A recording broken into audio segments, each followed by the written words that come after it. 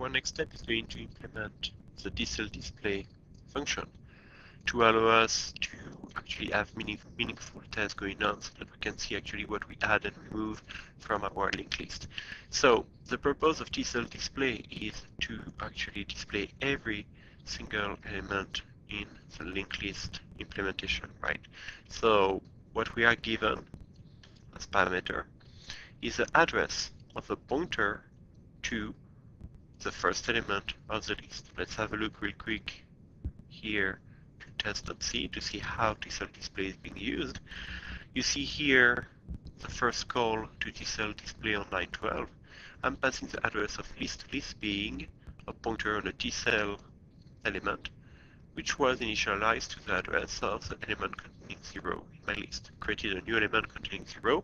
This is the first and unique element of my list, linked list. The variable list points to it, and then we pass the address of this variable. So what does this mean? That means that we have a pointer on pointer. That means that we have to be careful, and one of the reasons for which we use pointer on pointer here is to allow you to review pointer in a more full manner, okay, with less trivial case.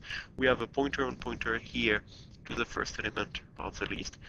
What do we need to do when we want to display that element? Well, we need to have a temporary pointer. So let's call it DCell star P.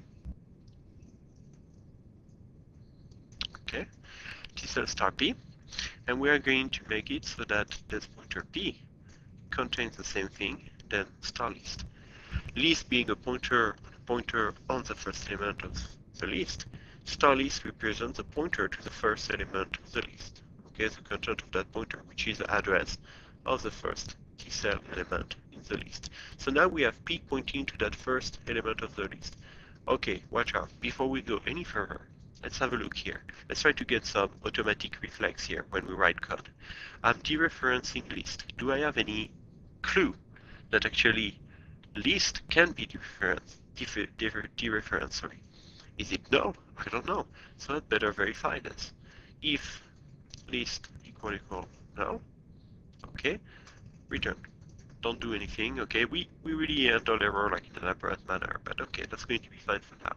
If list is null, if I was passed null as the address of the pointer on the first element of the list, I do not do anything at all. Okay, so this is one of the reflexes I want you to build progressively. Every time you are dereferencing a pointer, make sure that pointer is not null. Okay, now P contains the value of star list.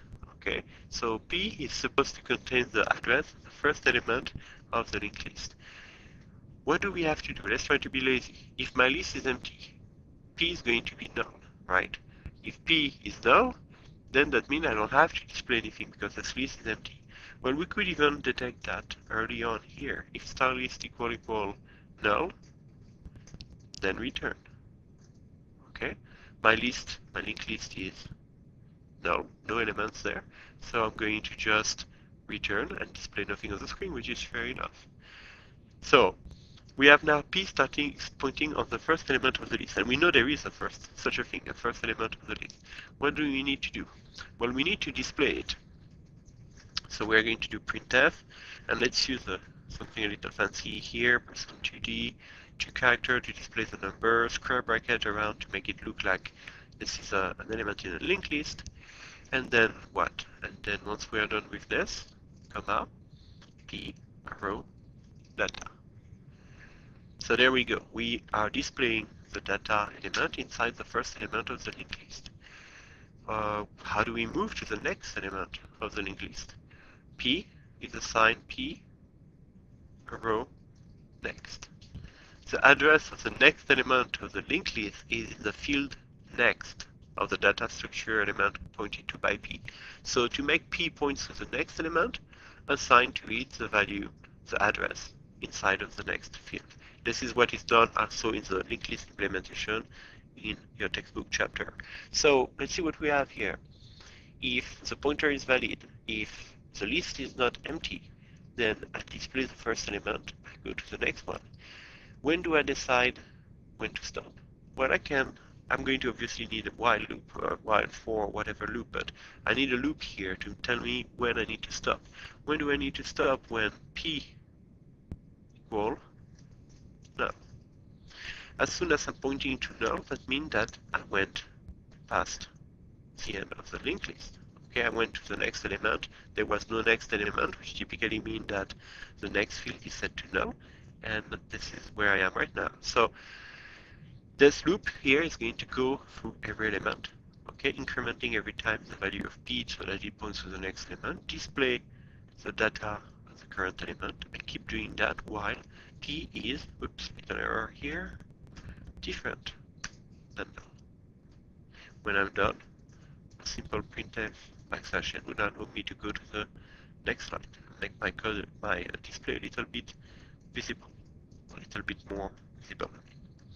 Let's save, and now we'll have something that we can test in conjunction with our the function that we previously implemented. So let's go for it. We need to compile the iterative version. No compilation error. Let's see how it works. We have here our test. Initial list is displayed, contain only 0. I call add tail, I call add front. Those are not implemented, but every time I display my list didn't change, and the display always shows 0. One little thing I want to fix here, apparently I don't need to go to the next line, so I'm just going to remove that printf \n, go back to my terminal, recompile so that the output will be less spaced out. Recompile, and again, there we go. It's closer to the initial output that we needed to obtain as seen in the iterative and recursive.exe executable that were given to you. And we are done pretty much with that particular function.